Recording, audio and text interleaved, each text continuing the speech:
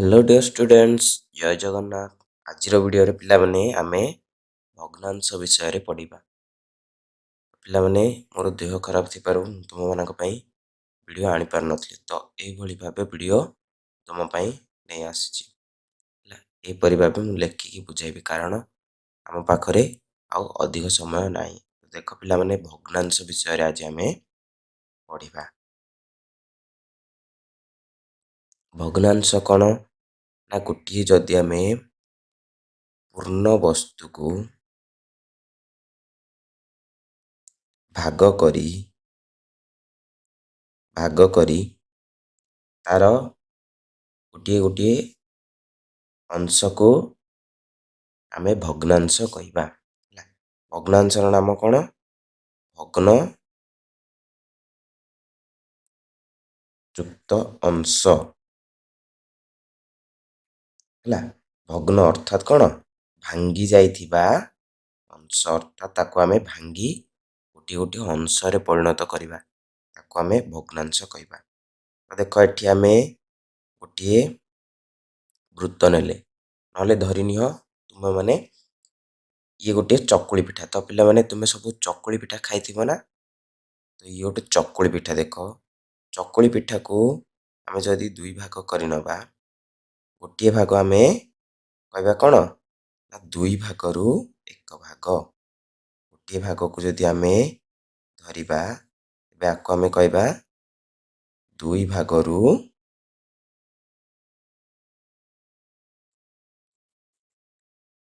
एक भाग। बुझा पड़ला पिला माने? सेही परि आको मध्य दुई भागरु एक भाग। तो गोटे भाग मिसी कौन आमर पूर्ण चकुली पिठाटी होइछि। तो आको आमे भग्नांश रे किपरि लिखिबा ना, आको आमे भग्नांश रे लिखिबा जहा को आमे जेते भागरे, गोटे वस्तु को आमे जेते भागरे भांगी छंती परिणत भागरे परिणत करछंती, ताको आमे सर्वदा तळे लिखिबा। हला देखो गोटे चकुली पिठा को आमे दुई भागरे भाग कले, तो दुई आमे तळे लिखिबा। बुझा पड़ला पिला माने?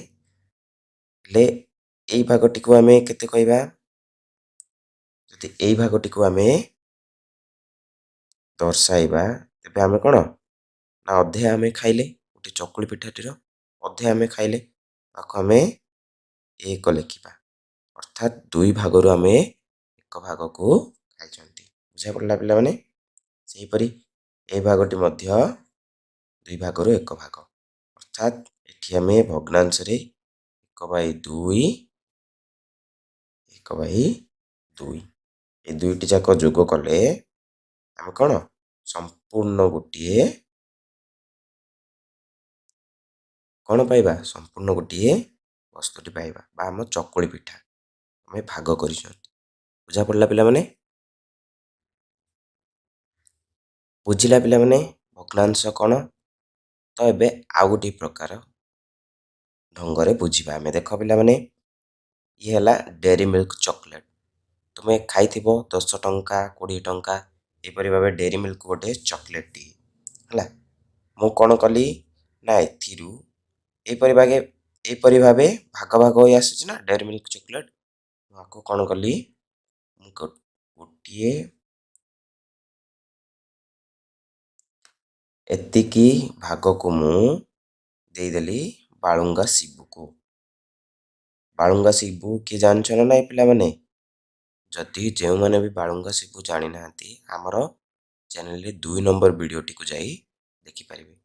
नचेत मु एई वीडियो रो शेष रे मु सेही वीडियो टी रो लिंक देई देबी, तुमे माने जाई देखि नबो हला। तो मु एठी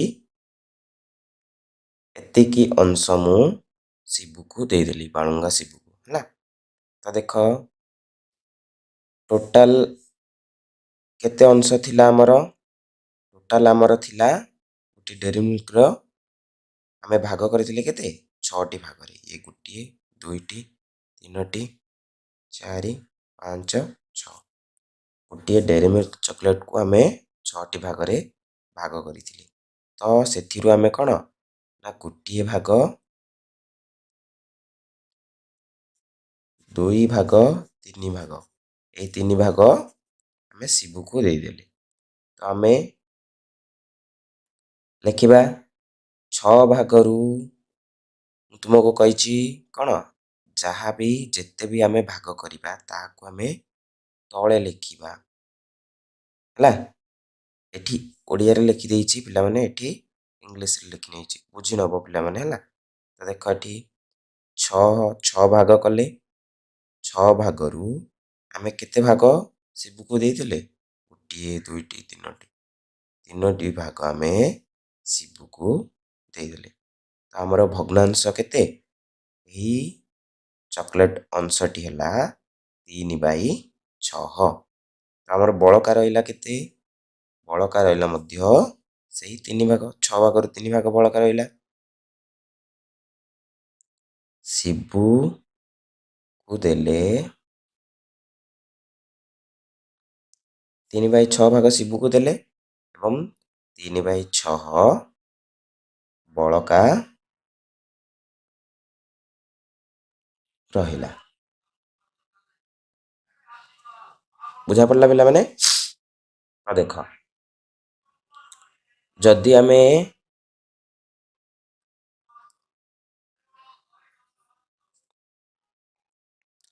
ଏଠି ମୁଁ ଆଉ ଗୋଟିଏ କରୁଛି ଦେଖ,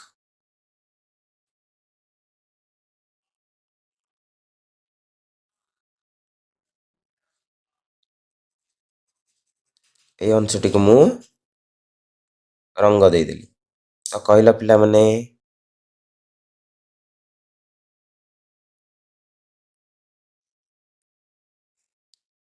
ରଙ୍ଗ ଦେଇଥିବା ଅଂଶଟି ମୂଳ ବସ୍ତୁର କେତେ ଅଂଶ କହିଲ? ତୁମେ କହିବ ନା ମୂଳ ବସ୍ତୁକୁ ଆମେ 4 ଭାଗରେ ବିଭକ୍ତ କଲେ, ନା ନାଇଁ? ତେବେ ରଙ୍ଗ ଦେଇଥିବା ବସ୍ତୁଟି କେତେ ଭାଗ? 4 ଭାଗରୁ 1 ଭାଗ। ତ ରଙ୍ଗ ଦିଆଯାଇଥିବା ବସ୍ତୁଟିର ଭଗ୍ନାଂଶ ରୂପଟି ହେଲା 1/4। ବୁଝା ପଡ଼ିଲା ପିଲାମାନେ? ଆଗକୁ ଯିବା।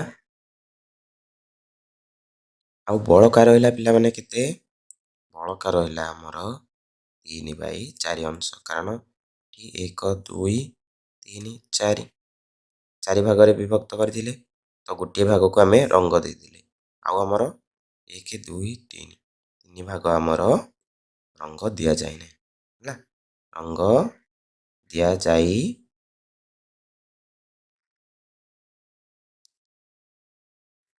ଦିଆଯାଇ ନଥିବା ଅଂଶ। ବୁଝା ପଡ଼ିଲା ପିଲାମାନେ?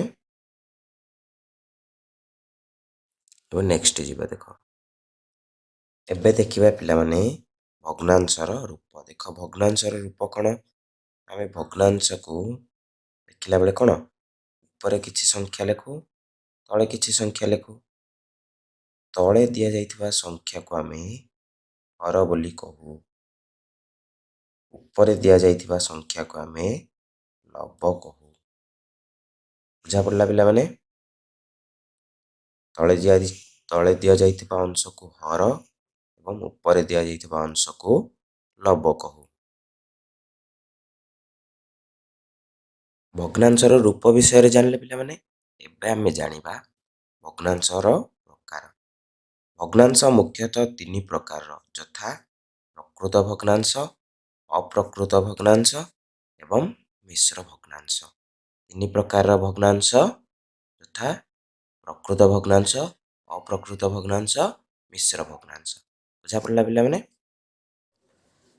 ଏବେ ଜାଣିବା ପ୍ରକୃତ ଭଗ୍ନାଂଶ କ'ଣ। ଦେଖ, ପ୍ରକୃତ ଭଗ୍ନାଂଶରେ ସର୍ବଦା ହର ବଡ଼ ରହିଥାଏ, ଲବ ସାନ ରହିଥାଏ। ପ୍ରକୃତ ଭଗ୍ନାଂଶ କ'ଣ?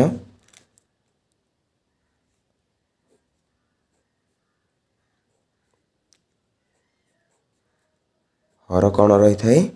ବଡ଼ ରହିଥାଏ।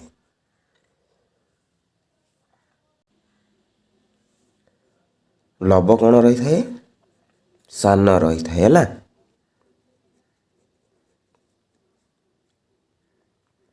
ଏଠି ମୁଁ ଲେଖିଦେଉଛି, ଲବ ସାନ ରହିଥାଏ ଏବଂ ହର ବଡ଼।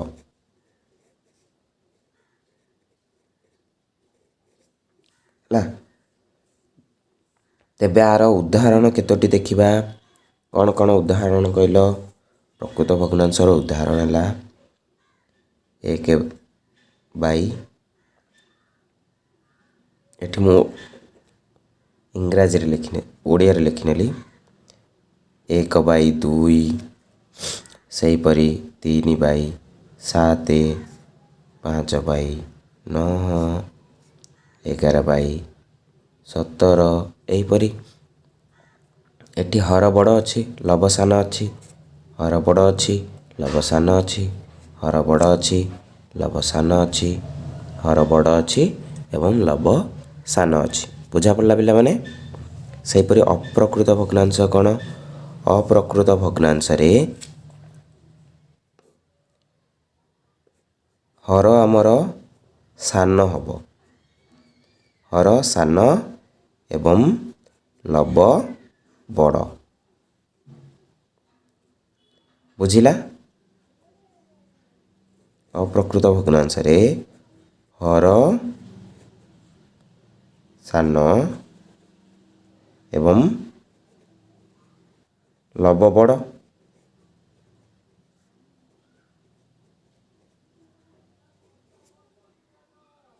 ଆର ଉଦାହରଣ କହିଲ ପିଲାମାନେ? ଆର ଉଦାହରଣ ହେଲା 4/3, 6/5, 7/3, 9/4, ଏହିପରି ଭାବେ। ବୁଝା ପଡ଼ିଲା? ଏଠି ସାନ ଅଛି ଲବ, ହର ସାନ ଅଛି, ଲବ ବଡ଼ ଅଛି, ହର ସାନ ଅଛି, ଲବ ବଡ଼ ଅଛି, ହର ସାନ ଅଛି, ଲବ ବଡ଼ ଅଛି, ହର ସାନ ଅଛି, ଲବ ବଡ଼ ଅଛି। ବୁଝା ପଡ଼ିଲା ପିଲାମାନେ? ପ୍ରକୃତ ଭଗ୍ନାଂଶ କ'ଣ? ଅପ୍ରକୃତ ଭଗ୍ନାଂଶ କ'ଣ? ଦେଖ ପିଲାମାନେ, କ'ଣ ଜାଣିବା? ମିଶ୍ର ଭଗ୍ନାଂଶ। ଦେଖ, ମିଶ୍ର ଭଗ୍ନାଂଶ କ'ଣ? ମିଶ୍ର ଭଗ୍ନାଂଶ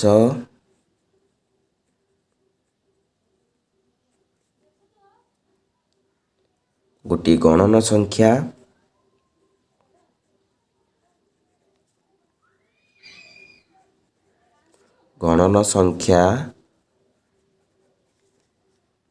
ଏବଂ ଗୋଟିଏ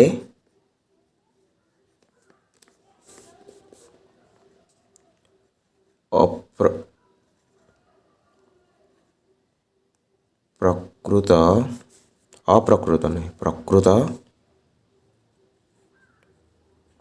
ଭଗ୍ନାଂଶର ସମଷ୍ଟିରେ ସୃଷ୍ଟି ହୋଇଥାଏ।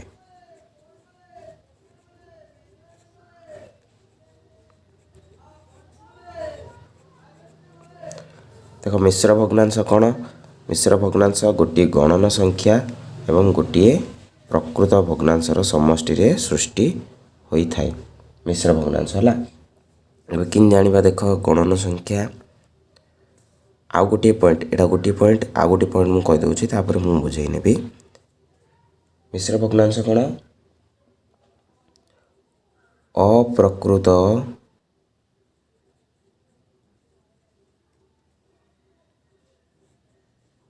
ଭଗ୍ନାଂଶ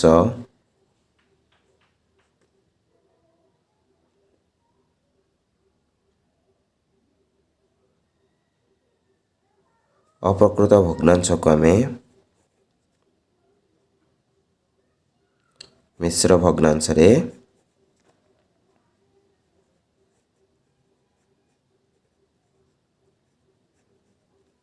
ପରିଣତ କରିପାରିବା।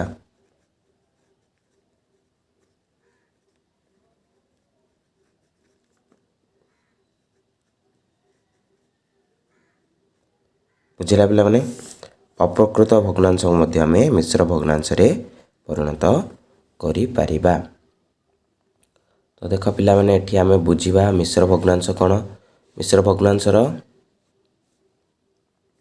ପଢ଼ିଲେ କ'ଣ? ମିଶ୍ର ଭଗ୍ନାଂଶ ଗୋଟିଏ ଗଣନ ସଂଖ୍ୟା ଏବଂ ଗୋଟିଏ ପ୍ରକୃତ ଭଗ୍ନାଂଶର ସମଷ୍ଟିରେ ସୃଷ୍ଟି ହୋଇଥାଏ। ଦେଖ ଗୋଟିଏ ଗଣନ ସଂଖ୍ୟା ଆମେ ଲେଖିଲେ 2 ଆଉ ଗୋଟିଏ ପ୍ରକୃତ ଭଗ୍ନାଂଶ 1/2। ତେବେ ଏମାନଙ୍କ ଠାରୁ ସୃଷ୍ଟି ହୋଇଥାଏ କ'ଣ ମିଶ୍ର ଭଗ୍ନାଂଶ 2/1/2। ଏହି ରୂପଟିକୁ ଆମେ ମିଶ୍ର ଭଗ୍ନାଂଶ କହିବା ହେଲା। ଏହି ହେଲା ମିଶ୍ର ଭଗ୍ନାଂଶ।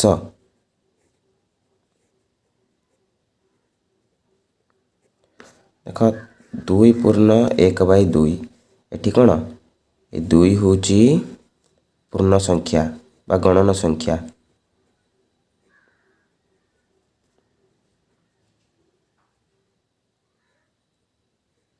ସଂଖ୍ୟା 1/2 ହେଲା ଆମର ପ୍ରକୃତ ଭଗ୍ନାଂଶ।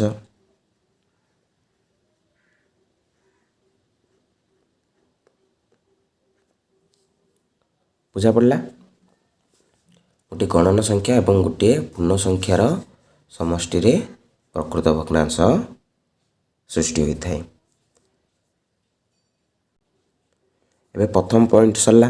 ଏବେ ଦ୍ୱିତୀୟ ପଏଣ୍ଟ କ'ଣ କୁହେ? ଅପ୍ରକୃତ ଭଗ୍ନାଂଶକୁ ମିଶ୍ର ଭଗ୍ନାଂଶରେ ପରିଣତ କରିପାରିବା। ଦେଖ ଅପ୍ରକୃତ ଭଗ୍ନାଂଶ ମୁଁ ଗୋଟିଏ କହିଲି 5/3। ତ ଆକୁ ଆମେ ମିଶ୍ର ଭଗ୍ନାଂଶରେ ପରିଣତ କରିବା। କିପରି କରିବା? ଦେଖ ପ୍ରଥମେ ଆମେ ହରକୁ କ'ଣ ରୂପେ ନେବା? ହରକୁ ଆମେ ଭାଜ୍ୟ ରୂପେ ନେବା, ଭାଜକ ରୂପେ ନେବା ହେଲା। ତାପରେ ଲବକୁ ଆମେ ଭାଜ୍ୟ ରୂପେ ନେବା, ଆକୁ ଆମେ ହରି ନେବା। ତ 3/1/3 ହରଣ ସମସ୍ତକୁ ଆସୁଛି ନା? ଦେଖ 3/1/3। ତେବେ 5ରୁ 3କୁ ଆମେ ଫେଡ଼ିବା ଦ୍ୱାରା ଆମର କେତେ ଆନ୍ସର ଉତ୍ତର ଆସିଲା? 2। ତ ଏଠି ଆମର ଭାଗଶେଷ 2 ରହିଗଲା। ତ ଆମେ ଆକୁ କିପରି ଲେଖିବା ମିଶ୍ର ଭଗ୍ନାଂଶରେ? 1 ପୂର୍ଣ୍ଣ ଅର୍ଥାତ୍ କ'ଣ ଆମର ଏଠି 1 ପୁରି ଯାଇଛି। 1 ପୂର୍ଣ୍ଣ ତ ବଳକା ରହିଲା ଆମର କେତେ? 2/3 ଅର୍ଥାତ୍ କ'ଣ 5କୁ ଯଦି ଆମେ ଦେଖ 5କୁ ଯଦି ଆମେ 3ଟି ଲେଖେ ଭାଗରେ ଅଲଗା କରିବା ତେବେ କ'ଣ ନା ଗୋଟିଏ ଭାଗ 3ଟିରେ ଅଲଗା ହେଇଯିବ। ଦେଖ ଏଠି ମୁଁ ବତେଇ ଦେଉଛି ତୁମକୁ।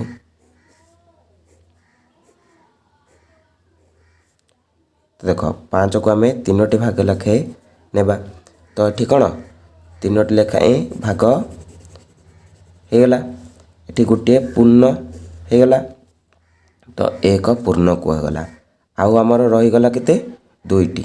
ତ 3ରୁ ଆମର 2ଟି ରହିଗଲା। ତ 1 ପୂର୍ଣ୍ଣ 2/3 ବୋଲି ଏଠି ନିଆଯାଏ। ବୁଝା ପଡ଼ିଲା? ତ ମିଶ୍ର ଭଗ୍ନାଂଶ ଆମେ ଅପ୍ରକୃତ ଭଗ୍ନାଂଶରୁ ଆମେ ମିଶ୍ର ଭଗ୍ନାଂଶରେ ପରିଣତ କରିପାରିଲେ। ସେହିପରି ମିଶ୍ର ଭଗ୍ନାଂଶର ମଧ୍ୟ ଅପ୍ରକୃତ ଭଗ୍ନାଂଶରେ ପରିଣତ କରିପାରିବା। ଯେମିତିକି 2/3/4। ତ ଆକୁ ଆମେ କିପରି କରିବା? ନା ପ୍ରଥମେ ଆମେ ଏଠି କ'ଣ ପୂର୍ଣ୍ଣ ହୋଇକି କ'ଣ ଅଛି? 2 ଅଛି। 2 ଲେଖିନେବା। ପରେ ଆମେ ଲବକୁ ତା ସହ ଗୁଣି ନେବା। ତ 2 ଚଉ 8। 2 ଚଉକୁ 8। ତେବେ ଆମର ଭାଗଶେଷ କ'ଣ ରହିଛି? ଭାଗଶେଷ 3 ବଳକା ରହିଛି। 3କୁ ଆମେ ମିଶାଇ ନେବା। ତ 8 3 କେତେ ହେଲା ଆମର? 11। ବୁଝିଲା? 11/4। 11/4। ତ ଦେଖ ଆମେ 2/3/4କୁ ଆମେ ମିଶ୍ର ଭଗ୍ନାଂଶରୁ ଆମେ ଅପ୍ରକୃତ ଭଗ୍ନାଂଶରେ ପରିଣତ କରିନେଲେ। ବୁଝା ପଡ଼ିଲା ପିଲାମାନେ? ଏଠି କାହାକୁ ଆଉ ଡାଉଟ୍ ନାହିଁ? ଡାଉଟ୍ ଥିଲେ କମେଣ୍ଟରେ ଲେଖି ଜଣାଇବ। ନଚେତ୍ ଆମର ଡିସ୍କ୍ରିପ୍ସନରେ ଟେଲିଗ୍ରାମ ଚ୍ୟାନେଲ୍ ଅଛି, ଲିଙ୍କ୍ ଅଛି। ପୁଣି ଆମର ହ୍ୱାଟ୍ସଆପ୍ ଗ୍ରୁପ୍ ମଧ୍ୟ ଅଛି। ସେହି ଗ୍ରୁପ୍ର ମଧ୍ୟ ଲିଙ୍କ୍ ମୁଁ ଡିସ୍କ୍ରିପ୍ସନରେ ଦେଇଦେଇଛି। ସେଠି ଯାଇ ଆମକୁ ମେସେଜ୍ ମଧ୍ୟ କରିପାରିବ ଗ୍ରୁପ୍ରେ ଜଏନ୍ ହୋଇ ହେଲା। ଏବେ ଆମେ ଜାଣିବା ପିଲାମାନେ ଭଗ୍ନାଂଶର ଅନ୍ୟ କେତେକ ନାମ। ତ ଦେଖ ପିଲାମାନେ ଭଗ୍ନାଂଶର ଅନ୍ୟ କେତେକ ନାମ ଦେଖ। ଯେମିତିକି ସମ ଲବ ବିଶିଷ୍ଟ ଭଗ୍ନାଂଶ। ଏଥିରୁ ଆମେ ଜାଣିବା କ'ଣ ସମ ଅର୍ଥାତ୍ କ'ଣ ସମାନ, ସମାନ ଲବ ବିଶିଷ୍ଟ ଭଗ୍ନାଂଶ ମାନେ ଭଗ୍ନାଂଶ ସେମାନଙ୍କର ଲବ ସମାନ ହୋଇଥିବ। ଯେପରିକି ଆମେ କହିପାରିବା 7/9, 7/11, 7/18 ଏମିତି ଆମେ କହିପାରିବା। ଏମାନଙ୍କର ଲବ ସମାନ ନା, ଏମାନଙ୍କୁ ସମଲବ ବିଶିଷ୍ଟ ଭଗ୍ନାଂଶ କୁହାଯାଏ। ସେହିପରି ସମହର ବିଶିଷ୍ଟ ଭଗ୍ନାଂଶ କ'ଣ, ଯେଉଁମାନଙ୍କର ହର ସମାନ ଥାଏ ହେଲା। ଯେମିତି ଆମେ କହିପାରିବା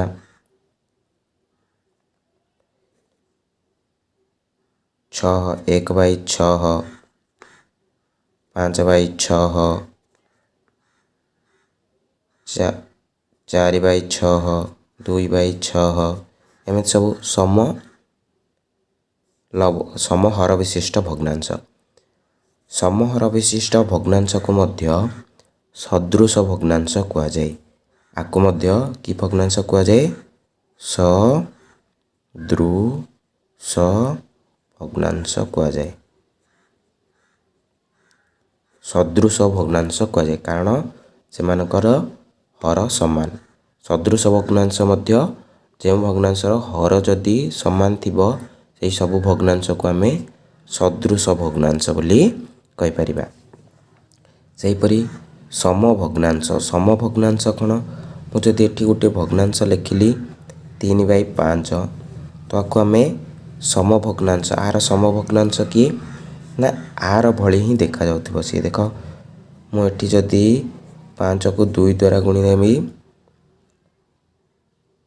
ହରରେ ଯଦି ମୁଁ 2 ଗୁଣିଲି ଲବରେ ମଧ୍ୟ ମୁଁ 2 ହିଁ ଗୁଣିବି।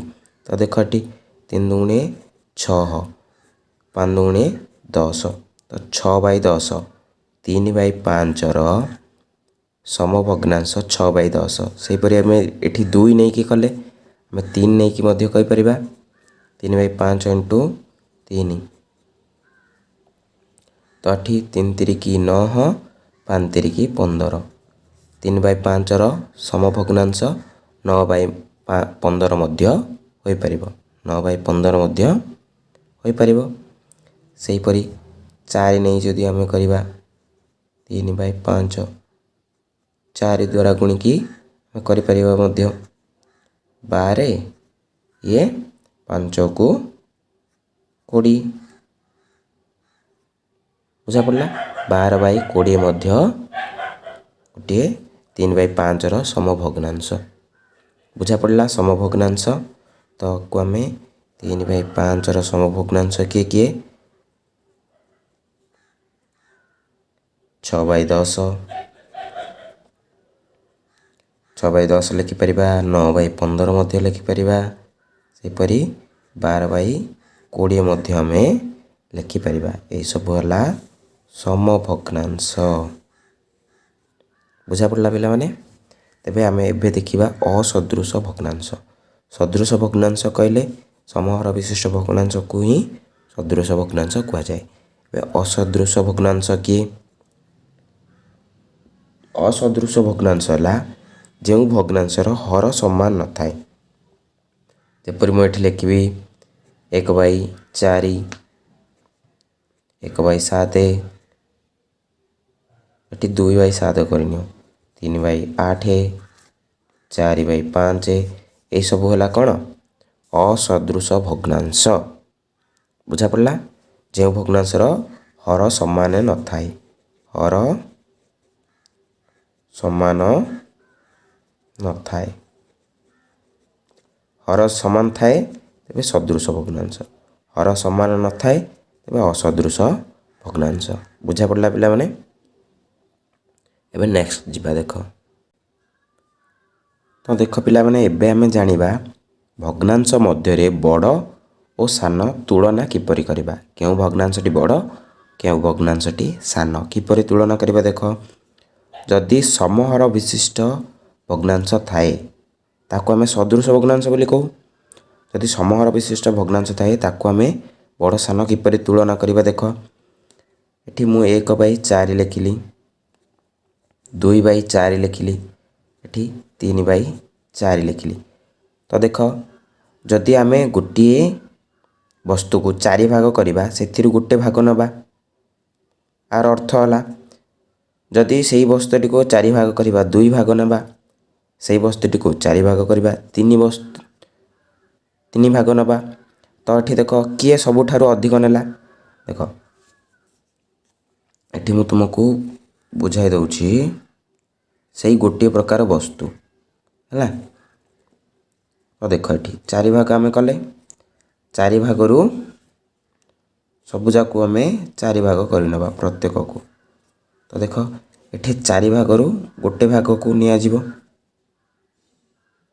ये 4 भागरू 2 भाग को नियागला,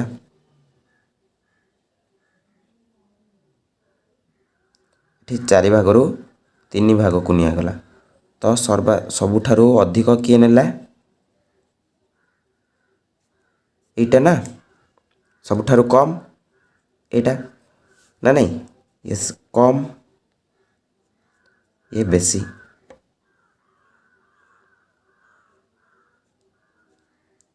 तो एठु आमे जानले कौन ना समहर विशिष्ट भग्नांश जदि थिबो तेबे लब जार बड़ सीए से भग्नांशटी सबुठारु बड़। एठी आमे कौन लिखिबा समहर विशिष्ट भग्नांश रे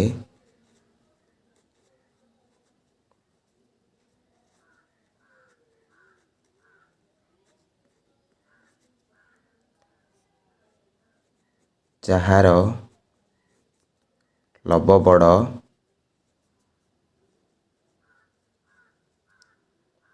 से भग्नांशटी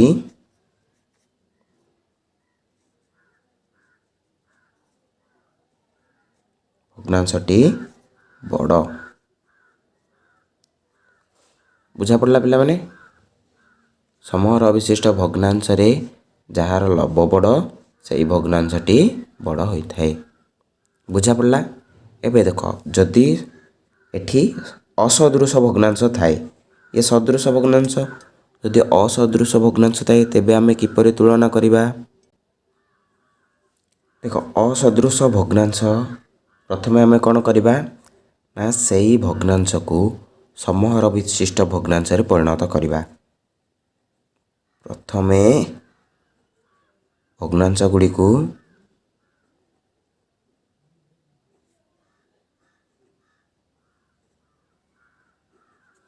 समहर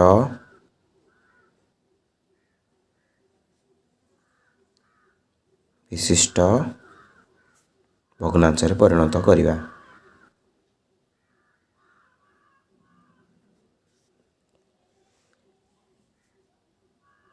परिणत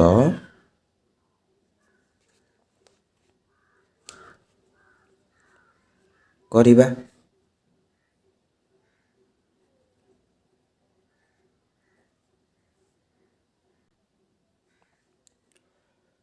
करिबा किंबा समलब विशिष्ट भग्नांश रे परिणत करिबा। प्रथमे समहर विशिष्ट भग्नांश रे परिणत करिबा नचेत समलब विशिष्ट भग्नांश रे परिणत करिबा। बुझा पड़ला। तो देखो आमे गोटे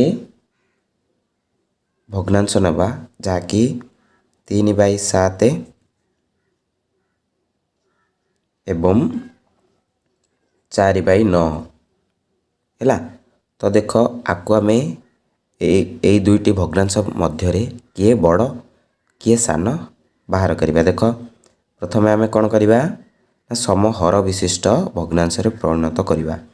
समहर विशिष्ट भग्नांश देख ये 7 एठी 9 अछि ना नहीं, तेबे आमे कौन करिबा 7 को 9 द्वारा गुणिबा एवं 9 को 7 द्वारा गुणिबा। देख केमिति 3/7 एठी अछि, एठी हर रे जदि 9 द्वारा गुणा हला तेबे लबरे मध्य 9 द्वारा ही आमे गुणिबा। बुझा पड़ला। से पर एठी 4/9 अछि, हर रे आमे 7 द्वारा गुणिबा तेबे लबरे मध्य आमे 7 द्वारा गुणिबा। एठी देख 9 7 63 9 3 27 27/63 आसिला।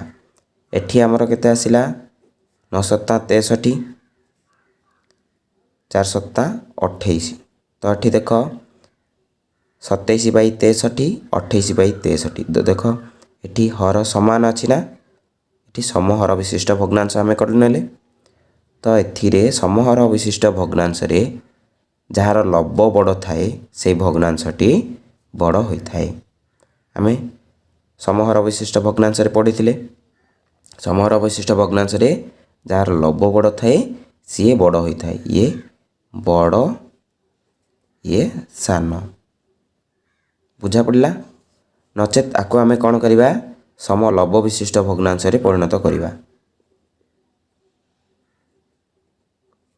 सम लब्ब विशिष्ट भग्नांश रे आमे परिणत करिबा किपरि देख 3/7 देइछि एठी एठी 4/9 देइछि तो आको आमे 4 द्वारा गुणी नबा आको आमे 3 द्वारा गुणी नबा हला जदि ऊपरे 4 द्वारा गुणा हला तेबे तळे मध्य 4 द्वारा आमे गुणी नबा हला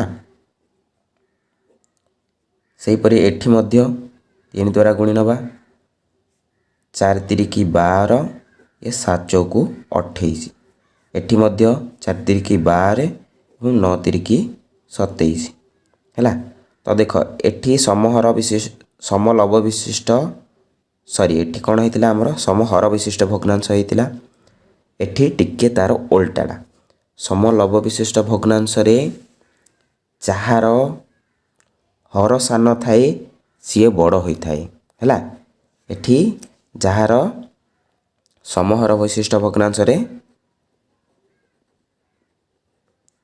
समहर विशिष्ट भग्नांश रे जहार लब्ब बड़ थाए सी बड़ होई थाए सम लब्ब विशिष्ट भग्नांश रे जहार हर सान थाए सी बड़ होई थाए हैला एठी हर सान अछि तो ये बड़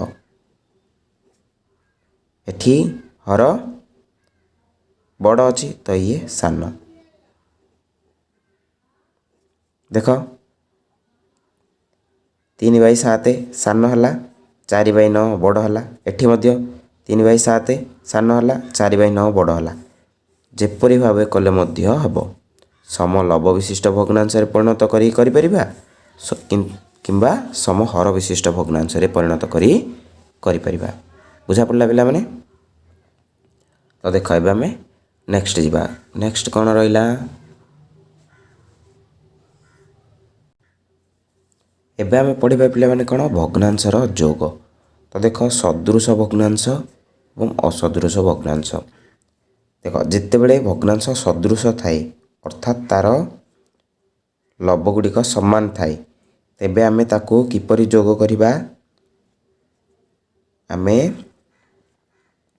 लब्ब को जेमिति सेमिति लेखि सॉरी हर समान थाए तेबे आमे ताको हर को जेमिति सेमिति लेखि नबा एवं लब्ब मध्य जेमिति देई थाए सेमिति को आमे मिसाई नबा एठी 7 देइछि तो मिसाइबा द्वारा केते हला 11 7 18/15 बुझा पड़ला से परि मु एठी जदी 1/7 प्लस 4/7 प्लस 2/7 मु एठी देबी तेबे कोन हबो ना में समस्तर हर समान देइछि हर को जेमिति सेमिति रखि नबा तो लब्ब गुडी को आमे मिसाई नबा 1 प्लस 4 प्लस 2 केते हला हमरो 4 के 5 2 7/7 हला बा 7/7 बा को आमे 1 लिखि परिबा बुझिला पिला माने तो एठी देखो असदृश भग्नांश थिले कोन करिबा आमे हर दुईटी को बा जेतोटी हर देइछि सब को आमे लॉस आगु बाहर कर नबा तो देख ठी 9 एवं 6 र लॉस आगु आमे बाहर कर नबा 3 तिरिकी 9 3 दुगुणे 6 तो यार लॉस आगु हला 3 * 3 * 2 3 तिरिकी 9 दुगुणे 18 हला तेबे आमे कोन करिबा ना हर रे 18 लिखि नबा पर कोन करिबा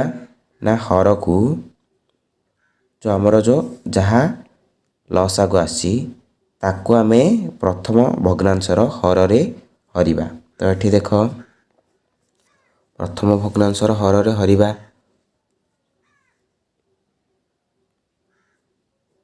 18କୁ 9 ଦ୍ୱାରା ହରିବା 9 ଦୁଗୁଣେ 18 ଶୂନ ଆସିଲା କେତେ 2 2କୁ ପୁଣି ଲବ ଦ୍ୱାରା ଗୁଣିବା ହେଲା। ଏଠି ଲବ କେତେ ଆସିଛି ଲବ ଅଛି 4 × 2 ହେଲା।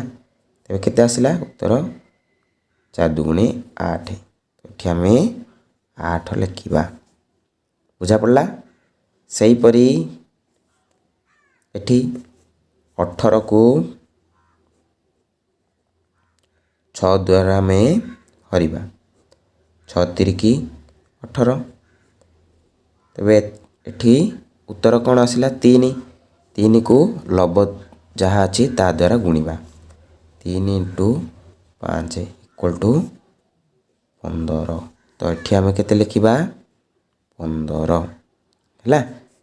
ଆକୁ ମିଶାଇବା ଦ୍ୱାରା କେତେ ଆସିଛି 18 ହର 18 ହିଁ ରହିବ 8 + 5 କେତେ ହେଲା 8 + 15 15 8 23 23/18। ବୁଝା ପଡ଼ିଲା ପିଲାମାନେ। ଏଥର ଭଗ୍ନାଂଶର ଯୋଗ। ଏବେ ଆମେ ନେକ୍ସଟ ଯିବା ଭଗ୍ନାଂଶର ବିୟୋଗ। ବିୟୋଗରେ ମଧ୍ୟ ସେହିପରି ସଦୃଶ ଏବଂ ଅସଦୃଶ। ଦେଖ ଏଠି ମୁଁ କହିବି 3/7ରୁ 2/7କୁ ବିୟୋଗ କର। ତ ଆମେ କ'ଣ କରିବା ଭଗ୍ନାଂଶରେ ଯୋଗରେ ଆମେ କ'ଣ କରୁଥିଲେ ଆମେ ମିଶାଉଥିଲେ। ଏଠି ଆମେ ଫେଡ଼ି ନେବା। ଦେଖ ହର ସମାନ ଅଛି ହରକୁ ହର ଲେଖି ନେବା ଲବ ଯାହା ଥିବ ଆମେ ସେଥିରେ ଫେଡ଼ି ନେବା। ଦେଖ 3 ରୁ 2 ଗଲେ 1 ହରକୁ ଯେମିତି ସେମିତି ଆମେ ଲେଖି ନେବା। ତେବେ 3/7ରୁ 2/7କୁ ବିୟୋଗ କରିବା ଦ୍ୱାରା ଆମେ 1/7 ପାଇଲେ। ସେହିପରି ଏଠି ଅସଦୃଶରେ ଦେଖ ଯଦି ଏଠି କହିବି 5/7ରୁ 2/9 ବିୟୋଗ କରିବା। ତ ଦେଖ ଏଠି ଅସଦୃଶ ଭଗ୍ନାଂଶ ଅଛି। ଆମେ କ'ଣ କରିବା ପ୍ରଥମେ ଲସାଗୁ ବାହାର କରିନେବା। ହର ଦୁଇଟିର ଲସାଗୁ ବାହାର କରିନେବା। 7 ଏବଂ 9ର ଲସାଗୁ କେତେ ହେବ ତ ଦୁଇଟି ଯାକ ଅଯୁଗ୍ମ ସଂଖ୍ୟା। ତ ଦେଖ ଗୋଟିଏ ମୌଳିକ ସଂଖ୍ୟା ଗୋଟିଏ ଯୌଗିକ ସଂଖ୍ୟା। ତେବେ ସେମାନଙ୍କୁ ଗୁଣି ଦେବାଟା ଭଲ। 9 × 7 63। ତ ଏଠି ଆମେ 63 ଲେଖିନେବା ହେଲା। ଏଠି ଦେଖ 63 ଲେଖିଲେ ପୁଣି 63କୁ 7 ଦ୍ୱାରା ହରିବା କେତେ ଉତ୍ତର ଆସିବ 9 ଉତ୍ତର ଆସିବ। 63କୁ 7 ଦ୍ୱାରା ହରିବା ଦ୍ୱାରା 9 ଉତ୍ତର ଆସିବ। 9କୁ 5 ଦ୍ୱାରା ଗୁଣି ନେବା 9 × 5 = 45 9 × 5 = 45 ହେଲା। ସେହିପରି 63କୁ 9 ଦ୍ୱାରା ହରି ନେବା। 63କୁ 9 ଦ୍ୱାରା ହରିଲେ ଆମର ଉତ୍ତର କେତେ ଆସିବ 7 ଆସିବ। 7କୁ 2 ଦ୍ୱାରା ଗୁଣି ନେବା 7 ଦୁଗୁଣେ 14। ତ ଆମର ଏଠି ଉତ୍ତର କେତେ ଆସିଲା 45ରୁ 14 ଗଲେ କେତେ 5ରୁ 4 ଗଲେ 1 4ରୁ 1 ଗଲେ 3 31/63। ଆମର ଉତ୍ତର କେତେ ଆସିଲା 31/63। ବୁଝା ପଡ଼ିଲା ପିଲାମାନେ। ଭଗ୍ନାଂଶର ବିୟୋଗ ଆମେ ଜାଣିଲେ। ଏବେ ଜାଣିବା ଭଗ୍ନାଂଶର ଗୁଣନ। ଦେଖ ପିଲାମାନେ ଏବେ ଆମେ ଜାଣିବା ଭଗ୍ନାଂଶର ଗୁଣନ। ଭଗ୍ନାଂଶର ଗୁଣନ ଅତି ସହଜ। ଭଗ୍ନାଂଶର ଗୁଣନରେ ଆମେ କ'ଣ କରିବାକୁ ପଡ଼େ ଲବକୁ ଲବ ସହ ଗୁଣିବା ହରକୁ ହର ସହ ଗୁଣିବା। ସେଠି ଉତ୍ତର ପକାଇ ନେବା। ଉତ୍ତରରେ ଦେଖ ଲବକୁ ଲବ ଦ୍ୱାରା ଗୁଣିବା 3 × 14 ହରକୁ ହର ଦ୍ୱାରା ଗୁଣିବା 11 × 12। ଏଠି କେତେ 14 ତିରିକି କେତେ ଅଛି 42 ନା ନାହିଁ। ଏଠି ଦେଖ 11କୁ 12 ଦ୍ୱାରା ଗୁଣିବା 12 କେ 12 2 ରଖି ଆଣିଲେ 1 12 କେ 12 1 13 12କୁ 11 ଦ୍ୱାରା ଗୁଣିବା କେତେ ଉତ୍ତର ଆସିଲା ଆମର 132। ତେବେ ଆର ଉତ୍ତର ହେଲା 42/132। ସେହିପରି 1/4 ଇଣ୍ଟୁ 2/7କୁ ଆମେ ଗୁଣିବା। ତ ଏଠି କ'ଣ 1କୁ 2 ଦ୍ୱାରା ଗୁଣିବା, ଏଠି 4କୁ 7 ଦ୍ୱାରା ଗୁଣିବା। ଦେଖ 1କୁ 2 ଦ୍ୱାରା ଗୁଣିଲେ କେତେ ଉତ୍ତର ଆସିବ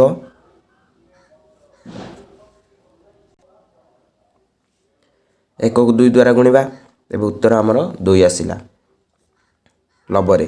ସେହିପରି ହରରେ 4କୁ 7 ଦ୍ୱାରା ଗୁଣିବା 28 ଉତ୍ତର ଆସିଲା। ତେବେ 2/28 ହେଲା ଏହାର ଗୁଣଫଳ ହେଲା। ତେବେ ଏବେ ଆମେ ଜାଣିବା ଭଗ୍ନାଂଶର ହରଣ କ'ଣ। ଦେଖ ଏବେ ଆମେ ଜାଣିବା ଭଗ୍ନାଂଶର ହରଣ। ଭଗ୍ନାଂଶର ହରଣରେ ଆମେ ପ୍ରଥମ ଭଗ୍ନାଂଶଟିକୁ ଯେମିତି ସେମିତି ରଖିନେବା।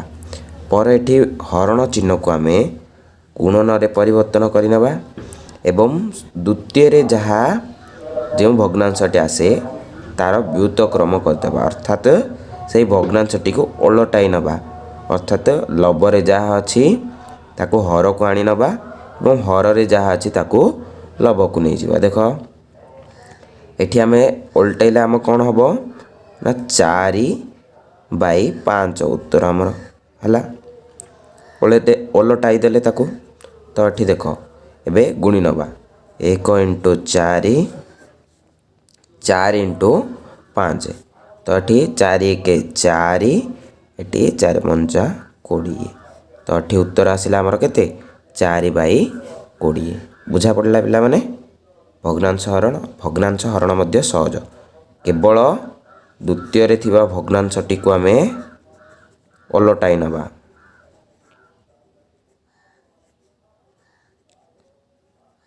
ନେବା ଏବଂ ହରଣ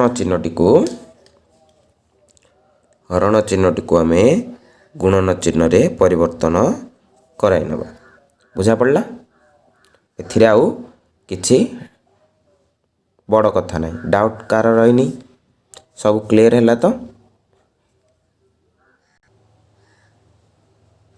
ପିଲାମାନେ ଆଜି ଆମେ ଭଗ୍ନାଂଶର ପୁରା ପାଠଟି ପଢ଼ିଲେ। ଭଗ୍ନାଂଶ କ'ଣ, ଭଗ୍ନାଂଶ କେତେ ପ୍ରକାର, ଭଗ୍ନାଂଶରେ 4 ଗାଣିତିକ ସୂତ୍ର ମଧ୍ୟ ଆମେ ପଢ଼ିନେଲେ।